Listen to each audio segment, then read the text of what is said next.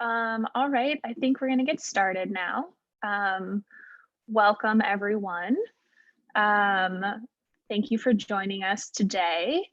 I'm here this morning with some other members of the PLIX team. My name is Catherine. I'm Lydia. Hi, everyone. I'm Avery. Hello, I'm Philip. We're really excited that you're all able to join us for the next hour. And we've been really looking forward to this event for the past week or so. So I think without further ado, we're going to get started. But I first want to mention that today we're all connecting through this platform called Unhangout, which is actually also a research project from our group at the Media Lab. If you're having any issues or technical problems or questions, please feel free to just drop a note in the chat. Otherwise, we'll be around to help answer questions and troubleshoot if that comes up. Otherwise, for the rest of the hour that we have together, we're going to do a quick overview of the PLIX project for those of you who are sort of new to joining us in this community, which I know is quite a few of you here today. We're going to talk a little bit about how we're thinking about adjusting some of our learning programs for virtual participation. And then we're going to dive into some specifics on 3 PLIX activities that we think are well suited for doing sort of at a distance right now. We're going to spend a little time in breakout groups where you guys are going to get the chance to sort of talk with each other around brainstorming how you might run these activities. We'll do a little bit of a regroup and Q&A at the end, and then we'll tell you about some of the new things that we've got lined up for these sort of online workshops from PLIX.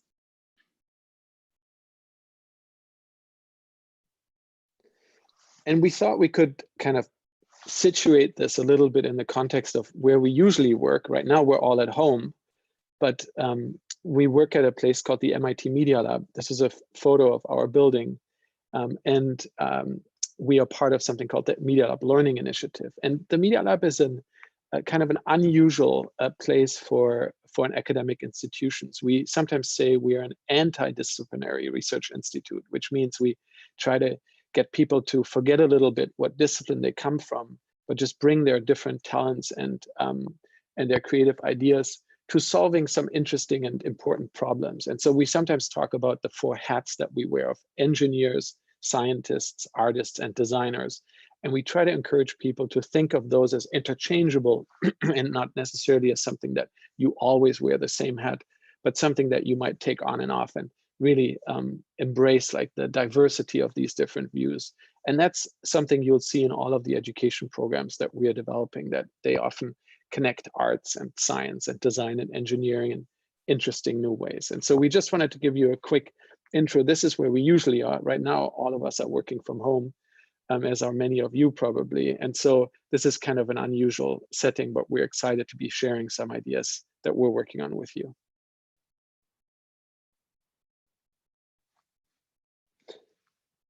And one of our projects is called the Public Library Innovation Exchange. And all 4 of us are really deeply involved in this. And the fundamental idea behind it was really that there's kind of a kindred approach to learning that we find at the Media Lab and in public libraries.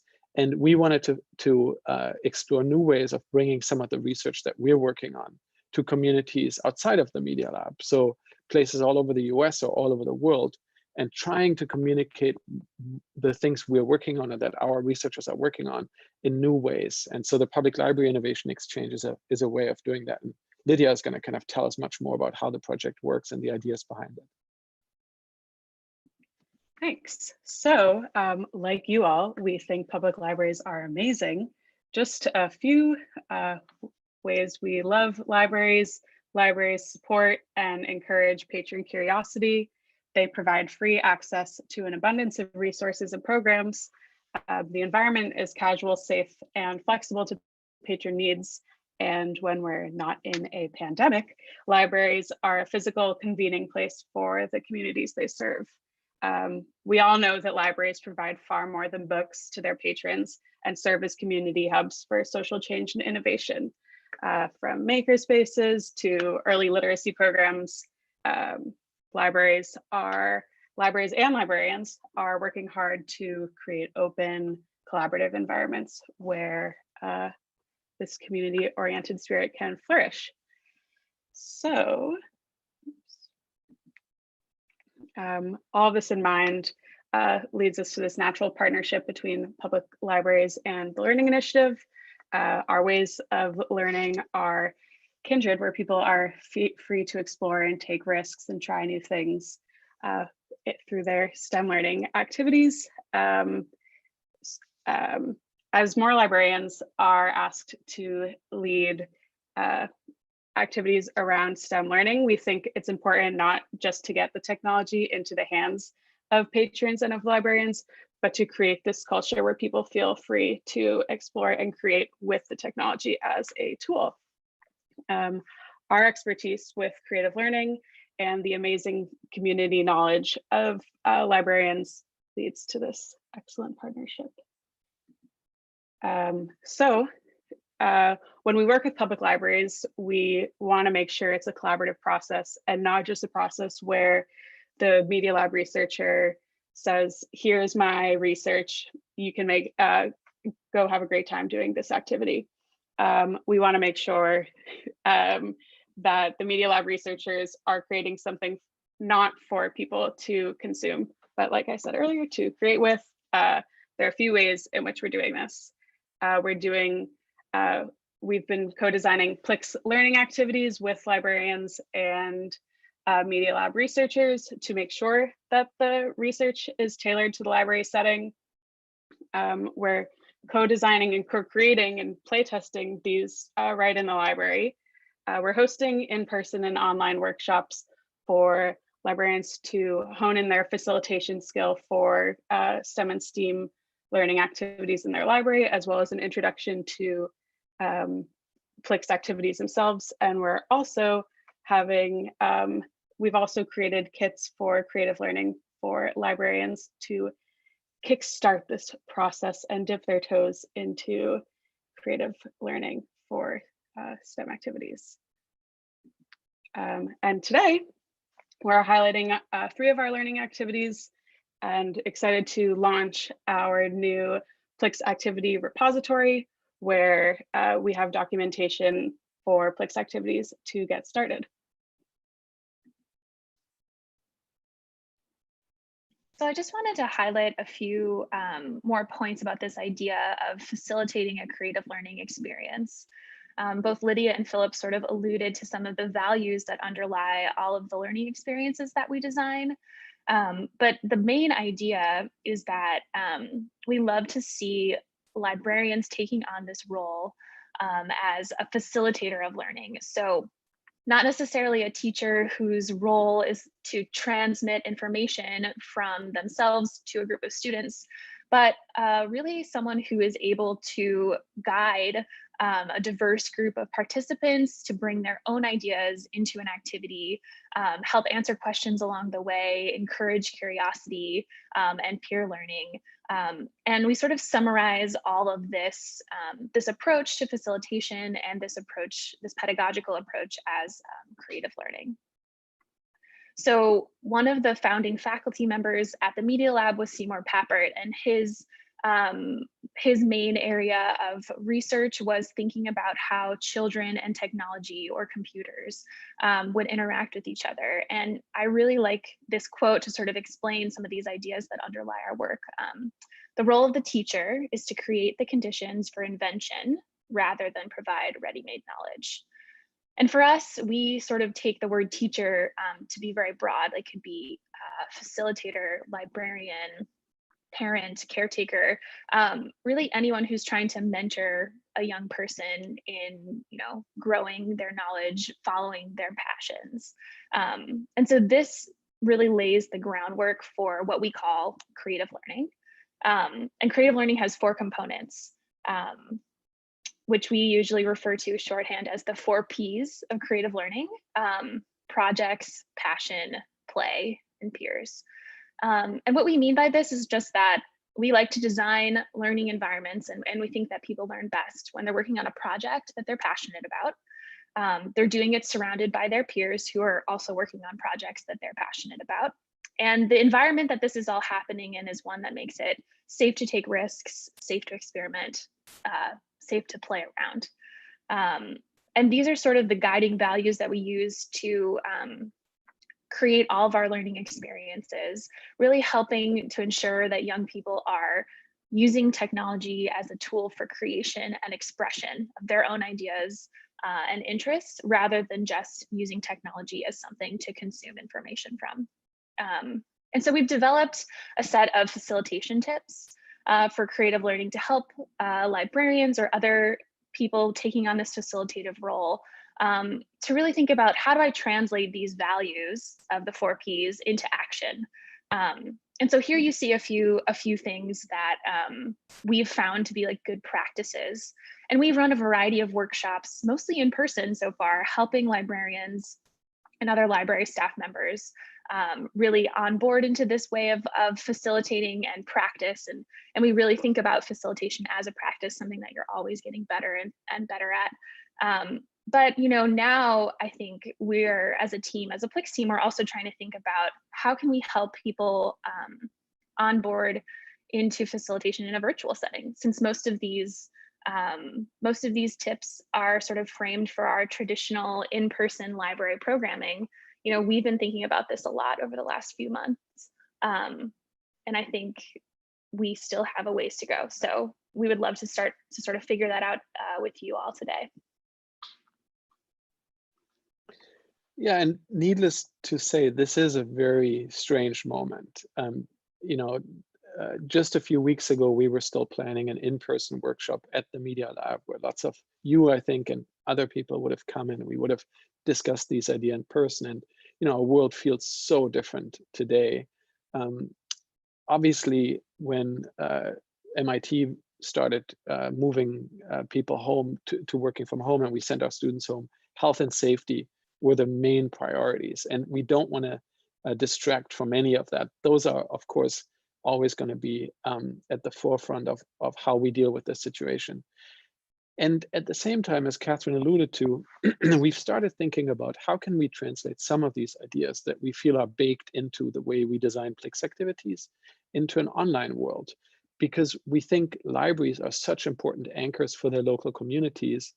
And as a parent of a small child that goes to the library almost every day, I know that we rely on the library for learning opportunities, non-formal learning opportunities. And so I'm wondering, like, how can libraries support their patrons in this time where they can't come to the physical space? So this is kind of a broad theme that we are just dipping our toes into, and many of you actually are doing really great work. So we're hoping to learn as much from you as we might be able to share with you. It's more that we have some ideas that we've put together, and hopefully they'll spark kind of a longer conversation. And the 2 things we're really looking at is, how do you do this at home?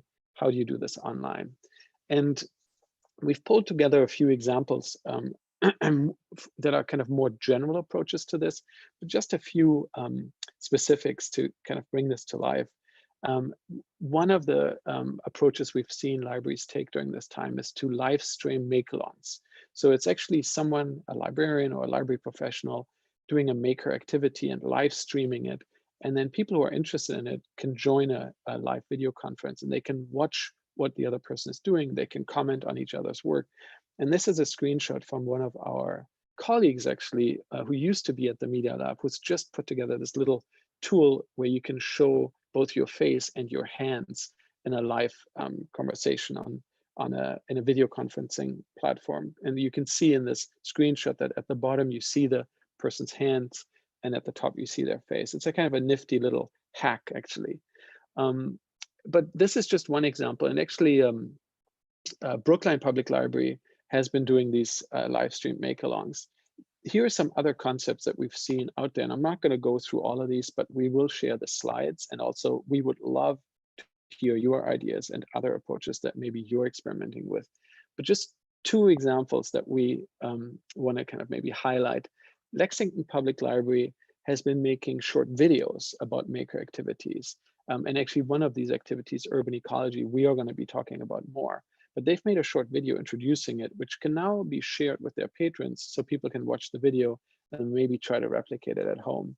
And then one example that's not even listed on the slide, just to show that there's a lot more that libraries are doing, is from a library in Alaska that's put on a radio show, kind of bringing some of these ideas to their patrons who don't have reliable internet access. We thought that was a genius idea because we so often assume everyone has a computer and everyone has internet, and it's actually not the case. And why not use something like radio to reach more people? So today, what we wanted to do is take 3 of our activities and introduce them in a little bit more detail and start thinking about how those activities could be facilitated while we can't come together in person. And the 3 that we chose here, all what they have in common is that you can do really interesting activities with them just using household materials that you already have at home. So you don't have to send expensive equipment to everyone. You don't have to order things from Amazon. Most of these activities, with just a little bit of creativity and the things you find in your pantry or your kitchen, you can do really interesting projects with. Great. Hello, everyone. This is Avery again. I work on the PLIX team developing new learning programs based on Media Lab research. I'm super excited to talk about space food, which is one of those activities. And this is inspired and developed in collaboration with Maggie Koblenz, who's seen in the image here. Maggie is a space food researcher and industrial designer with a focus on imagining the future of dining in space, meal preparation in space, and also carrying cultural traditions forward to space. Maggie is a part of the SEI, the Space Exploration Initiative at the Media Lab, which is not interested in just the technical aspects of space exploration, but also the social questions surrounding space technology development. So sort of like Philip was talking about before, interchangeable hats within the technical space, specifically in outer space exploration. And why space food? So space environments affect the way that astronauts prepare and eat food in virtually every regard. Microgravity affects the way that we taste food. We can't have our favorite kitchen equipment on board the ISS or International Space Station, and all food must be prepared in advance. And so as we get more technologically savvy, we start to look towards longer duration space flight and perhaps even permanent human habitation in outer space. It becomes critical to address questions that will address astronaut health and well-being. So within this space, you can ask questions like, how can we use food to help astronauts feel closer to their home planet? And so there are 2 examples here. On the left, there is space. Oh, sorry. Yes, thank you. On the left is algae caviar that is made to look like Earth to remind astronauts of when they're at home. And a second is actually space miso, investigating the question of how do we safely create fermented foods on the space station. And this is a way to bring a new flavor, umami flavor, on board the ISS just to give them a new sensory experience. And so this activity, the space food activity, offers patrons a couple of ways to think about answering these questions in terms of prototyping the future to enhance life in outer space, specifically by designing new ways to create or enjoy familiar foods. And so there are a couple of ways to frame this. For example, adapting your favorite recipe or cooking ritual for a zero gravity environment, even filming a cooking show for astronauts. You can also ponder imagining sustainable closed loop food systems on board the ISS to reduce food waste and also use less water in cooking processes. And you can also think about redesigning physical spaces or even kitchen tools and utensils that make it easier for astronauts to cook and dine on the ISS. And on the right there are 2 examples from our play test. The top is a scent creator for astronauts to smell freshly mown grass and rain when they're far away. And the bottom is actually a drink dispenser, so you can just have a seat in one of those aluminum chairs and drink away to your heart's desire without any spills in zero gravity. And so in the process of building up these prototypes and having patrons instill their personal stories into what they create, the space food activity offers learning about a couple of different things. First of all, learning about different cultures in your local community. So in that process of reflecting about recipes and foods, you get to learn a lot about people's personal histories and what they're really hoping to bring forward into the future. Space food can help get people who are not traditionally in technical spaces excited about outer space and outer space research. And finally, it just provides a safe and fun prompt to try out design thinking and communicating design principles as you build out your prototype or invention. And so we've brainstormed just a few ways to run space food virtually with your patrons. either by posting a design prompt online and sharing via a hashtag. There's also an interplanetary cookbook that you can learn a little bit more about on the activity page. And like Philip mentioned, this is also a great opportunity to host online make-along sessions to help patrons either write their own recipe space card for outer space or co-designing inventions and tools to eat. And so just to quickly reiterate, this is a great activity for completing at home because it works with virtually any materials you sort of have at hand. So it's really, really great for running with patrons just to sort of use their household items. And quickly that are supposed chopsticks on the right. And so these are just a couple of examples, and in the breakout sessions, you'll be able to come up with your more own ideas as well. Great, thanks, Avery. So again, I'm Lydia, and I work on community outreach for PLIX. So I'll be talking about DataBasic, another one of our activities. DataBasic is a set of tools and hands-on experience workshops for people to get used to talking and thinking about data who otherwise may not feel part of that conversation. You know, data, especially right now, well, always, I won't say especially right now, people are using data to make decisions that are affecting a lot of people. We are giving people our data, and it's good, you know, not to just be passive in that experience. Oops, okay. So within DataBasic, there are a bunch of online tools such as word counter, WTF, CSV, same diff, and connect the dots that are, so they're online tools to get you used to working with and analyzing data, different kinds of data. And then I'm going to talk more about the data culture project, which is all about creating a culture of data within your environment for people to feel comfortable asking questions, how to gather data, how to analyze data, and how to tell a meaningful story with data. So DataBasic was part of a residency exchange between Rahul Bhargav in the civic media group at the lab and Amanda Feist and Xenia Hernandez at the St. Paul Public Library.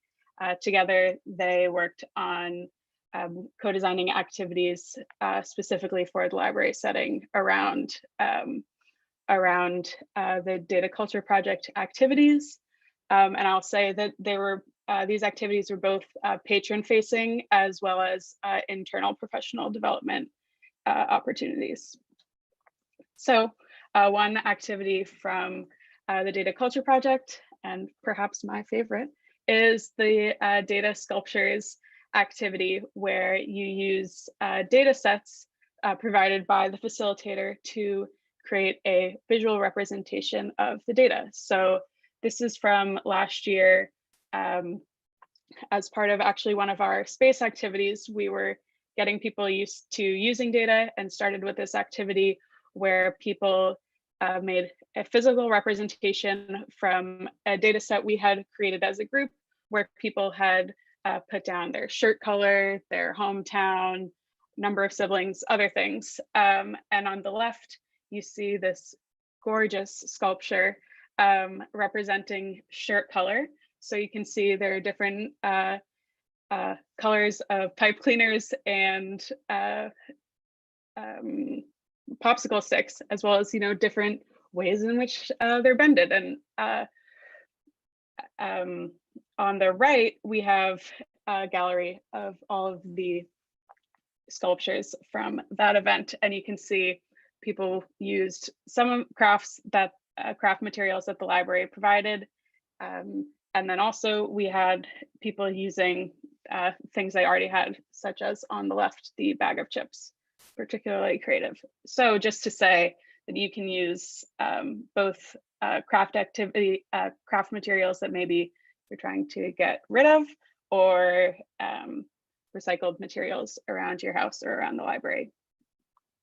So just a few ways that you could run data sculptures virtually.